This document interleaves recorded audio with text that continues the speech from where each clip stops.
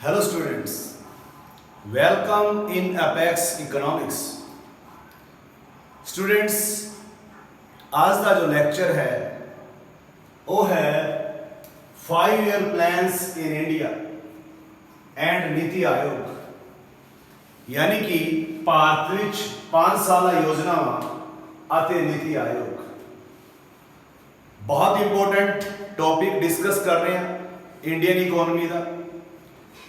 जेकर तुसी मेरे इस चैनल अपैक्स इकोनॉमिक्स से बिल्कुल नवे हो तो प्लीज़ चैनल को सब्सक्राइब करो, बैल आइकन प्रेस करो ताकि वीडियो की नोटिफिकेशन सब तो पहला तुहानू मिले। एक रिक्वेस्ट है, वीडियो जिहड़ी है वो एंड तक जरूर वेखनी है। जे तुसी एंड तक मेरे नाल इस वीडियो नू देखोगे तो तुहानू बहुत सारी जानकारी मिलेगी। फर्स्ट लेक्चर है नीति आयोग का, तो बेस इत्थों ही बनता है। तो इस लैक्चर दे विच आपां दो गल्लां डिस्कस करांगे इस टॉपिक की। एक तो आप डिस्कस करांगे आर्थिक नियोजन का अर्थ, यानी कि मीनिंग ऑफ इकोनॉमिक प्लैनिंग, और दूसरा आप इहदा इतिहास पढ़ांगे या इहदी एवोल्यूशन के बारे गल करांगे, यानी कि डिस्कस करांगे कि जो अपनी प्लैनिंग्स हैं जिहड़ी योजना आयोग द्वारा बनाई जाती हैं, ये योजना आयोग बनन तो पहला किस तरह इन्हें अपनी यात्रा जिहड़ी है वो पूरी की थी। तो चलिए स्टूडेंट्स डिस्कस करते हैं आप बहुत ही important topic 5 year plans in India या भारत विच 5 साला योजना। सब तो पहला योजनावां दा अर्थ, यानी कि आर्थिक नियोजन का की भाव है। तुसी आर्थिक नियोजन का जिहड़ा अर्थ है वो डिस्कस करोगे इस पोर्शन दे विच। तो आर्थिक नियोजन जिहड़ा है उनका बहुत ही सौखा जिहा एक मीनिंग है, यानी कि ऐ समझो एक केंद्रीय योजना अधिकारी होंदा कोई। देखो जदों किसी भी देश का कोई भी केंद्रीय योजना अधिकारी देश विच उपलब्ध साधना नू ध्यान विच रखते हुए एक निश्चित समय दे विच पहला तो निर्धारित उद्देश्यों नू पूरा करने का यतन करता है, उसनू आर्थिक नियोजन कहा जाता है। इहदी एग्जैक्ट वर्डिंग में इत्थे लिखी हुई है, आर्थिक नियोजन तो भाव उस प्रक्रिया तो है जिस विच एक केंद्रीय योजना अधिकारी देश के साधना को ध्यान में रखते हुए निश्चित समय दौरान निर्धारित उद्देश्यों की प्राप्ति लई आर्थिक तत्वों को निर्धारित करने का यतन करता है, उसनू आर्थिक नियोजन कहा जाता है। यानी कि when a planning authority try to achieve predetermined objectives with given resources of country in a given period of time, it's called economic planning. इन्हों आर्थिक नियोजन कहा जाता है। यानी कि एक केंद्रीय योजना अधिकारी होता है, जिन्हें अपने देश विच पहला प्लानिंग कमीशन होता सी। आजकल प्लानिंग कमीशन की थां ते नीति आयोग बनाया है। नीति आयोग की जिहड़ी कॉन्सेप्ट है और नरेंद्र मोदी की गवर्नमेंट ने दी है। उन्होंने प्लानिंग कमीशन को खत्म करता, उनकी थां ते 1 जनवरी 2015 तो नीति आयोग उसकी जगह अपना काम कर रहा है, यानी कि प्लानिंग कमीशन की जगह नीति आयोग काम कर रहा है। तो नीति आयोग कदों बनया? 1 जनवरी 2015। नीति आयोग बारे आप डिटेल से गल करांगे नेक्स्ट लैक्चर दे विच। इत्थे सिर्फ तुसी डिस्कस करोगे मेरे नाल सिर्फ और सिर्फ प्लानिंग कमीशन के बारे में। तो एक बार फिर आप डिस्कस कर लेंगे आर्थिक नियोजन का भाव उस प्रक्रिया तो है जिस विच एक केंद्रीय योजना अधिकारी देश के साधना को ध्यान में रखते हुए निश्चित समय दौरान निर्धारित उद्देश्यों की प्राप्ति लई आर्थिक तत्वों को नियंत्रित करने का यतन करता है। मोटी मोटी गल यह है कि एक केंद्रीय योजना अधिकारी होता है, देश के साधना को ध्यान में रखता है। पहला तो निर्धारित कुछ उद्देश्य होंगे ਔਰ ਉਹਨਾਂ ਨੂੰ ਪੂਰਾ ਕਰਨ ਦਾ ਯਤਨ ਕਰਦਾ ਹੈ ਤਾਂ ਉਸ ਨੂੰ ਕਿਹਾ ਜਾਂਦਾ ਹੈ ਆਰਥਿਕ ਨਿਯੋਜਨ। ਚਾਰ ਗੱਲਾਂ ਮਿਕਸ ਕਰ ਦੇਣੀਆਂ। ਕੇਂਦਰੀ ਯੋਜਨਾ ਅਧਿਕਾਰੀ, ਦੇਸ਼ ਵਿੱਚ ਉਪਲਬਧ ਸਾਧਨ, ਨਿਸ਼ਚਿਤ ਸਮੇਂ, ਜਿਵੇਂ ਆਪਣੇ ਦੇਸ਼ ਵਿੱਚ ਨਿਸ਼ਚਿਤ ਸਮੇਂ 5 ਸਾਲ ਦਾ ਹੈ, ਔਰ ਉਸ ਤੋਂ ਬਾਅਦ ਜਿਹੜੇ ਉਦੇਸ਼ ਹੈ ਉਹਨਾਂ ਨੂੰ ਪੂਰਾ ਕਰਨ ਦਾ ਉਹ ਯਤਨ ਕਰਦਾ ਹੈ, ਉਸ ਨੂੰ ਕਹਿੰਦੇ ਆਰਥਿਕ ਨਿਯੋਜਨ। ਇੱਥੇ ਮੈਂ ਇੱਕ ਡੈਫੀਨੇਸ਼ਨ ਲਿਖੀ ਹੈ ਪਲੈਨਿੰਗ ਕਮਿਸ਼ਨ ਦੇ ਅਕੋਰਡਿੰਗ, यानी कि according to planning commission, economic planning means utilisation of countries resources into different economic activities in accordance with national priorities। यानी कि देश ਦੇ ਵਿੱਚ ਜੋ ਵੀ ਪ੍ਰਾਇੋਰਟੀਜ਼ ਹੈ, ਜਿਹੜੇ ਕੰਮ ਆਪਾਂ ਪਹਿਲਾਂ ਕਰਨਾ ਚਾਹੁੰਦੇ ਹਾਂ, ਜੋ ਗੱਲਾਂ ਆਪਾਂ ਪਹਿਲਾਂ ਅਚੀਵ ਕਰਨਾ ਚਾਹੁੰਦੇ ਹਾਂ, ਉਹਨਾਂ ਨੂੰ ਕੰਟਰੀ ਦੇ ਵਿੱਚ ਜਿਹੜੇ ਉਪਲਬਧ ਸਾਧਨ ਆ ਉਹਨਾਂ ਦਾ ਯੂਟੀਲਾਈਜੇਸ਼ਨ ਕਰਦੇ ਹੋਏ ਪੂਰਾ ਕਰਨ ਦਾ ਯਤਨ ਕੀਤਾ ਜਾਂਦਾ ਹੈ। ਤਾਂ ਪਲੈਨਿੰਗ ਕਮਿਸ਼ਨ ਦੀ ਐਗਜ਼ੈਕਟ ਡੈਫੀਨੇਸ਼ਨ ਲਿਖ ਦਿਆ ਕਰੋ। ਡੈਫੀਨੇਸ਼ਨ ਜੇਕਰ ਤੁਸੀਂ ਇੰਗਲਿਸ਼ 'ਚ ਵੀ ਲਿਖੋਗੇ ਤਾਂ ਵੀ ਤੁਹਾਨੂੰ ਉਸ ਦਾ ਵੇਟੇਜ ਜਿਹੜਾ ਹੈ ਉਹ ਮਿਲ ਜਾਂਦਾ ਹੈ। ਤਾਂ ਇਹ ਹੈ ਆਰਥਿਕ ਨਿਯੋਜਨ ਦਾ ਅਰਥ। ਹੁਣ ਨੈਕਸਟ ਆਪਾਂ ਡਿਸਕਸ ਕਰਦੇ ਹਾਂ ਬਹੁਤ ਹੀ ਇੰਪੋਰਟੈਂਟ, ਭਾਰਤ ਵਿੱਚ ਨਿਯੋਜਨ ਦਾ ਵਿਕਾਸ ਕਿਵੇਂ ਹੋਇਆ, यानी कि योजनावां दा जिहड़ा विकास है उस दे बारे पूछा जा सकता है। Evolution planning in India. हुण देखो तुहानू सारिआं नूं पता है, आपां पहले लैसन विच पढ़िया है कि भारत 190 साल तक अंग्रेज़ों का गुलाम सी। India was the colony of British rule. हुण जदों अंग्रेज़ अपने इत्थे सीगे तां भारतीयां ने टाइम टू टाइम इस गल की डिमांड की कि ਭਾਰਤ ਦਾ ਜਿਹੜਾ ਵਿਕਾਸ ਉਹ ਸਹੀ ਨਹੀਂ ਹੋ ਰਿਹਾ ਤੇ ਇਹਦਾ ਵਿਕਾਸ ਜਿਹੜਾ ਹੈ ਉਹ ਸਾਡੇ ਹੱਥਾਂ ਵਿੱਚ ਦੇ ਦਿੱਤਾ ਜਾਵੇ। ਤਾਂ ਬੜੇ ਆਪਣੇ ਜਿਹੜੇ ਸੂਝਵਾਨ ਲੋਕ ਸੀਗੇ, ਜਿਹੜੇ ਆਪਣੇ ਅਰਥ ਸ਼ਾਸਤਰੀ ਸੀ, ਕੋਈ ਰਾਜਨੇਤਾ ਸੀ, ਕੋਈ ਅੰਦੋਲਨਕਾਰੀ ਸੀ, ਉਹਨਾਂ ਨੇ ਟਾਈਮ ਟੂ ਟਾਈਮ ਡਿਮਾਂਡ ਕੀਤੀ ਭਾਰਤ ਦੀ ਵਿਕਾਸ ਪ੍ਰਕਿਰਿਆ ਨੂੰ ਅੱਗੇ ਵਧਾਉਣ ਦੀ। ਤਾਂ ਸਭ ਤੋਂ ਪਹਿਲਾਂ ਜਿਹੜਾ ਹੈ ਇਸ ਦੇ ਵਿੱਚ ਯੋਗਦਾਨ ਪਾਇਆ, ਉਹ ਪਾਇਆ ਐਮ ਵਿਸ਼ਵੇਸਵਰੈया। ਇਹਨਾਂ ਨੇ 1934 ਦੇ ਵਿੱਚ ਇੱਕ ਬੁੱਕ ਲਿਖੀ ਜਿਸ ਦਾ ਨਾਮ ਸੀ ਪਲੈਨਡ ਇਕਨੋਮੀ ਇਨ ਇੰਡੀਆ, ਯਾਨੀ ਕਿ ਭਾਰਤ ਵਿੱਚ ਯੋਜਨਾਤਮਕ ਵਿਕਾਸ।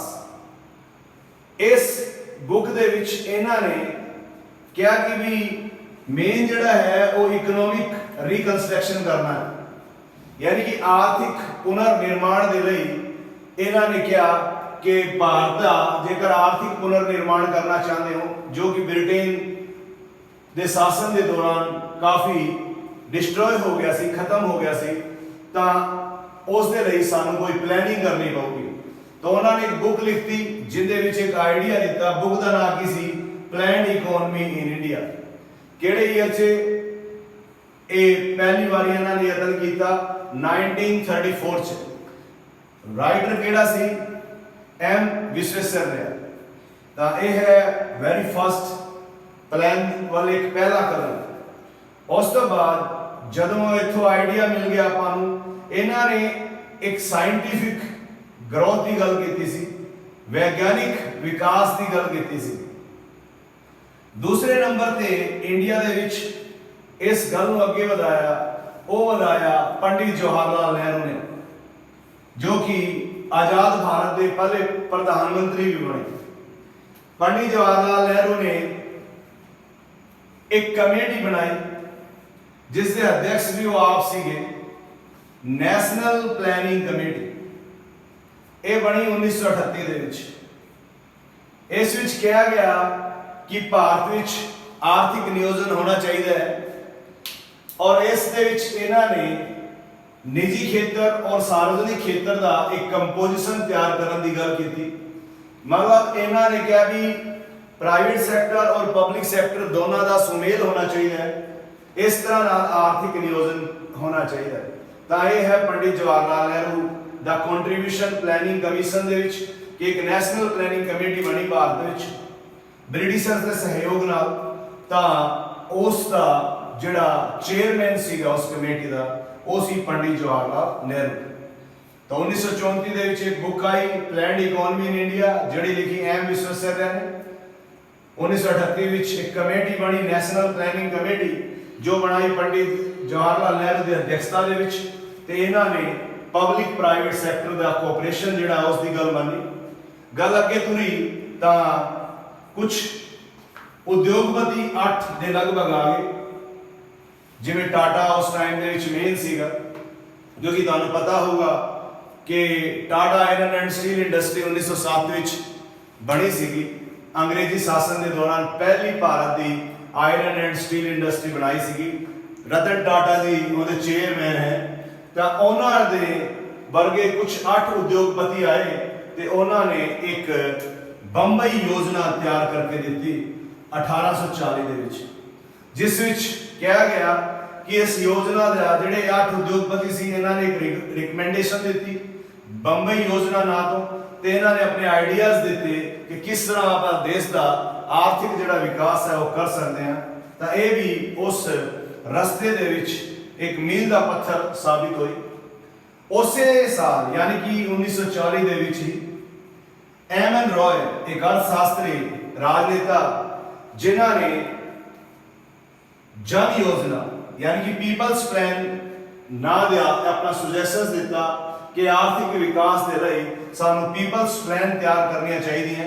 ये आइडिया था सीगा एमन रॉय का 1840 दे विच। उस तो बाद थोड़ी जी होर अगे गल थोड़ी आंदे आंदे ईयर आ गया 1944 1944। श्रीमन नारायण अग्रवाल ने ਇਹਨਾਂ ਦੀ ਅਧਿਕਸ਼ਤਾ ਦੇ ਵਿੱਚ ਇੱਕ ਆਈਡੀਆ ਦਿੱਤਾ ਗਾਂਧੀਅਨ ਪਲਾਨ ਦਾ। ਉਹਨਾਂ ਨੇ ਕਿਹਾ ਭਾਰਤ ਵਰਗੇ ਦੇਸ਼ ਦਾ ਜਿਹੜਾ ਵਿਕਾਸ ਹੈ ਉਹ ਗਾਂਧੀਅਨ ਯੋਜਨਾ ਰਾਹੀਂ ਕੀਤਾ ਜਾ ਸਕਦਾ ਹੈ, ਕਿਉਂਕਿ ਜ਼ਿਆਦਾਤਰ ਭਾਰਤ ਪਿੰਡਾਂ 'ਚ ਵਸਦਾ ਹੈ, ਜ਼ਿਆਦਾਤਰ ਲੋਕ ਖੇਤੀ ਕਰਦੇ ਹਨ, ਪਿੰਡਾਂ ਦੀ ਪ੍ਰਭੂਸੱਤਾ ਹੋਣੀ ਚਾਹੀਦੀ ਹੈ। ਇਸ ਕਰਕੇ ਉਹਨਾਂ ਨੇ ਗਾਂਧੀਅਨ ਪਲਾਨ ਪੰਚਾਇਤੀ ਰਾਜ ਦੀ ਜਿਹਦੇ 'ਚ ਗੱਲ ਕੀਤੀ ਗਈ, ਗਰੋਥ ਦੇ ਵਾਸਤੇ ਜ਼ਿਆਦਾ ਸਮਰਥ ਬਣਾਉਣਾ ਸੀ ਕਿਸਾਨ ਨੂੰ ਤੇ ਪਿੰਡਾਂ ਵਿੱਚ ਜਿਹੜੇ ਲੋਕ ਰਹਿੰਦੇ ਉਹਨਾਂ ਨੂੰ। ਤਾਂ ਗਾਂਧੀਅਨ ਪਲਾਨ ਬਣੀ ਸੀ 1944 ਦੇ ਵਿੱਚ श्रीमन नारायण अग्रवाल की अध्यक्षता दे विच। उस तो बाद सैकेंड वर्ल्ड वार चल रहा सी, तुहानूं याद होएगा। सैकेंड वर्ल्ड वार जिहड़ा है उसका टाइम पीरियड मैं दस देना तुहानूं 1939 तो 1945 तक। ये जिहड़ा वार सी आपां तो डायरैक्ट नहीं लड़ रहे सी, पर आपां जिन्हां दे गुलाम सी, आपां जिन्हां दे उपनिवेश सीगे इंडिया ब्रिटिशर्स का, वो बहुत बहुत चढ़ के हिस्सा ले रहे थे इस दे विच, और इंडियन रिसोर्सिस का बहुत सारा प्रयोग किया जा रहा है, मिसयूज किया जा रहा है, इंडियन मशीनरी का इंडस्ट्रीज का बहुत यूज किया जा रहा है, क्योंकि युद्ध के समय दे विच जिहड़ी डिमांड है वो बढ़ जाती है। इस करके इस युद्ध दे विच जो भारत का नुकसान हो गया सी, उस दे बेस पे भारत सरकार ने उस समय एक डिपार्टमेंट बनाया, department of planning and development ना दिता 1944 दे विच, जो सैकेंड वर्ल्ड वार चल रहा सीगा। उन्होंने कहा भी इस युद्ध दे विच जो भी नुकसान होया है भारतीय अर्थव्यवस्था का, उन्होंने रिकंस्ट्रक्ट किया जाऊगा, तो उनके लिए एक डिपार्टमेंट बनाता भारत सरकार ने उस समय दी। याद रहे कि भारत सरकार उदों ब्रिटिशर्स की ही सी, पर उन्होंने कहा भी हुण इन्हां नूं आज़ाद करना पैना है, तो उन्होंने development of planning and development ना दी एक संस्था बनाती, जिन्होंने आर्थिक नियोजन की जिम्मेवारी देने की कोशिश की। इस तरह करते करते 1950 आ गया। 1950 दे विच जो आंदोलनकारी सी अपने एक मेन बंदे श्री जयप्रकाश नारायण, जिन्हों का नाम तुसीं सारिआं ने हो सकता सुनिया होवे, इन्हां ने सर्वोदय योजना का सुजैशन दिता 1950 दे विच। तो सर्वोदय योजना का आइडिया किन्हां ने दिता? श्री जयप्रकाश नारायण ने। कदों? 1950 दे विच। याद है कि उस समय आप आज़ाद हो चुके सी, तां प्लैनिंग कमीशन बनाया गया भारत सरकार द्वारा। प्लैनिंग कमीशन 1950 से बन के तैयार हो गया। इथों भारत का आर्थिक नियोजन प्लैनिंग कमीशन की जिम्मेवारी होगी, और प्लैनिंग कमीशन ने भारत विच बहुत वधिया काम किया, और 12 5 साला योजनावां 12 5 साला योजनावां कह सकते हो, जहां 12 5 ईयर्स प्लान और 7 7 1 ईयर प्लान्स ਬਣੀਆਂ ਪਲੈਨਿੰਗ ਕਮਿਸ਼ਨ ਦੇ ਦੌਰਾਨ। ਜਿਵੇਂ ਕਿ ਮੈਂ ਲੈਕਚਰ ਦੇ ਸਟਾਰਟਿੰਗ ਤੇ ਦੱਸਿਆ ਸੀ ਕਿ ਪਲੈਨਿੰਗ ਕਮਿਸ਼ਨ ਹੁਣ ਨੀਤੀ ਆਯੋਗ 'ਚ ਕਨਵਰਟ ਹੋ ਚੁੱਕੇ ਹੈ। ਨਰਿੰਦਰ ਮੋਦੀ ਜੀ ਦੀ ਸਰਕਾਰ ਨੇ 1 ਜਨਵਰੀ 2015 ਚ ਨੀਤੀ ਆਯੋਗ ਬਣਾਤਾ। ਇਹਦੀ ਗੱਲ ਆਪਾਂ ਬਾਅਦ ਚ ਕਰਾਂਗੇ। ਤਾਂ ਪਲੈਨਿੰਗ ਕਮਿਸ਼ਨ ਨੇ ਫਸਟ 5 ਈਅਰ ਪਲਾਨ ਬਣਾਈ 1951 ਦੇ ਵਿੱਚ। ਤਾਂ ਇਸ ਤਰ੍ਹਾਂ ਨਾਲ ਉਸ ਯਾਤਰਾ ਨੂੰ ਆਪਾਂ ਅੱਗੇ ਲੈ ਕੇ ਜਾਵਾਂਗੇ ਨੈਕਸਟ ਲੈਕਚਰ ਦੇ ਵਿੱਚ ਕਿ ਉਸ ਤੋਂ ਬਾਅਦ ਕੀ ਹੋਇਆ, ਕਿਵੇਂ ਕਿਹੜੇ ਈਅਰਸ ਪਲਾਨਸ ਬਣੀਆਂ। ਹੁਣ ਤਾਂ ਤੁਸੀਂ ਐਵੈਲੂਏਸ਼ਨ ਵਿੱਚ ਯਾਦ ਰੱਖੋਗੇ 1934 ਦੇ ਵਿੱਚ ਐਮ ਵਿਸ਼ਵਸਥਾ ਨੇ ਪਲਾਨਡ ਇਕਨੋਮੀ ਇਨ ਇੰਡੀਆ, 1938 ਦੇ ਵਿੱਚ ਨੈਸ਼ਨਲ ਪਲੈਨਿੰਗ ਕਮੇਟੀ, 1940 ਵਿੱਚ ਬੰਬਈ ਯੋਜਨਾ, ਐਮ ਰॉय ਨੇ ਪੀਪਲਸ ਪਲਾਨ, ਉਸ ਤੋਂ ਬਾਅਦ 1944 ਦੇ ਵਿੱਚ ਗਾਂਧੀਅਨ ਪਲਾਨ, ਉਸ ਤੋਂ ਬਾਅਦ ਭਾਰਤ ਸਰਕਾਰ ਨੇ 1944 ਦੇ ਵਿੱਚ department of planning and development, ਉਸ ਤੋਂ ਬਾਅਦ श्री जयप्रकाश नारायण ने सर्वोदय योजना और उस तो बाद आजाद भारत ने विच प्लैनिंग कमिशन का निर्माण होया जिसने अपने लिए बहुत अच्छा काम किया। इसका चेयरमैन जो होंदा प्लैनिंग कमिशन का वो प्रधानमंत्री होंदा है। तो पहली योजना बनी सी 1951 तो 1956 उस दे भी चेयरमैन प्लैनिंग कमिशन के कौन सी पंडित जवाहरलाल नेहरू।